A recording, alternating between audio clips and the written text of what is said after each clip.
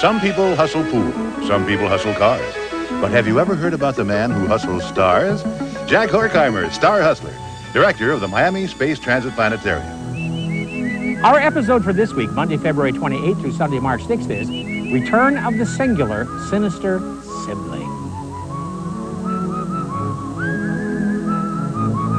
And now here to tell you all about tonight's sky and the biggest show of all, the universe, your star hustler, Jack Horkheimer. Greetings, greetings, fellow stargazers. And if you can say singular sinister sibling 5 times in a row fast, well, you have my permission to go out any night this week just after sunset to look for it. And I'm sure all you regular star and planet gazers know what I'm talking about. And I'm talking about our good old friend Venus, who once again is wonderfully returning to our evening skies. And when I say wonderful, I mean it. Let me explain. Okay, we've got our sky set up so that we're looking almost due west just after sunset any night for the next couple of weeks. And if you look very close to the horizon, you will see a very bright light, and that is the planet Venus. And when I say it's appearing wonderfully in our sky again, I really mean it. Because whenever Venus is in the evening rather than in the morning sky, well, it frequently makes exquisite appearances with the young crescent moon. And such appearances have to be some of the loveliest cosmic pictures ever seen anywhere, anytime. In fact, go out on Sunday and Monday evenings, the 13th and 14th, just after sunset, and you'll see that I tell no lie, as a slender moon and Venus tableau almost knocks your socks off. And several times during the next few months, I will alert you to special nights when you can catch Venus and the crescent moon, because we will have Venus with us from now almost until Halloween. But what about this singular, sinister sibling stuff?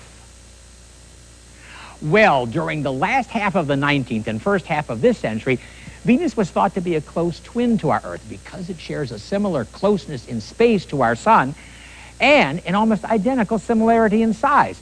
Earth being 7,927 miles wide and Venus 7,600 miles wide. Little more than 300 miles difference in diameter, which is mighty close. So, for a long time, Venus was thought to be one of the planets where some form of life might have evolved until the advent of the space age. Because we have since learned that although Venus may be a sister in size and solar proximity, there the sibling traits end. For Venus's atmosphere traps so much solar radiation that temperatures on its surface are hot enough to melt lead. And its atmosphere is so thick and heavy that it has crushed spacecraft flatter than a pancake. And Venus is singular or peculiar in other respects. For unlike most of the other planets, including ours, where the sun rises in the east and sets in the west, just the opposite happens, because Venus rotates on its axis in the opposite direction. So the sun on Venus rises in the west and conversely sets in the east. Yet another peculiarity. Now, we define a day as the amount of time it takes any planet to rotate once upon its axis. And as a year is the amount of time it takes a planet to orbit the sun once. And although it takes only 225 Earth days for Venus to orbit the sun, nevertheless, it takes 243 Earth days for Venus to rotate once on its axis. So a Venus day is actually longer than a Venus year. So, out under the heavens with you for some exquisite Venus watching.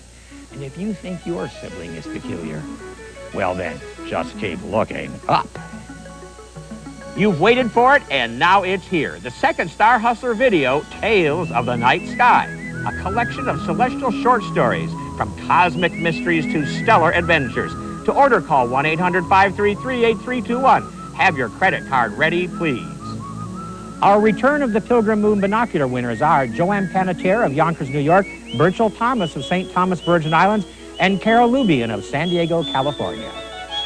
Star Hustler is produced in cooperation with the Miami Museum of Science and Space Transit Planetarium and is made possible by a grant from the William J. and Tina Rosenberg Foundation, Miami, Florida, USA, where the stars come out to play at night.